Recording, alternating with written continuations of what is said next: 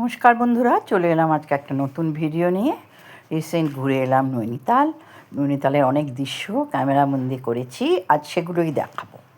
দিল্লি থেকে নৈনিতাল পৌঁছাতে লেগেছিল প্রায় 6 ঘন্টা।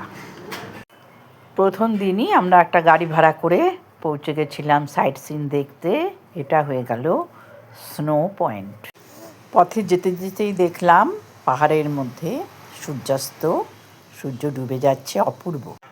এটা নৈনি লেক, পাহাড়ের উপর থেকে একদম নিচে অল্প অল্প আলো জ্বলেছে, খুবই সুন্দর লাগলো দেখতে, তখনও পুরোপুরি অন্ধকার হয়নি।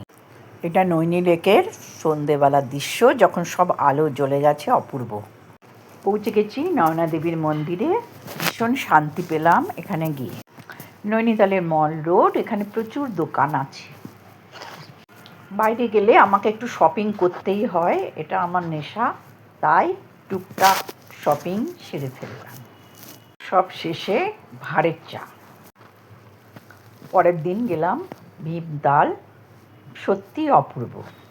এরপর 7 তাল, এটা সবচেয়ে সুন্দর। অপূর্ব সুন্দর বাগান দেখে লোভ সামলাতে পারলাম না, তুলে নিলাম একটা ছোট্ট ভিডিও।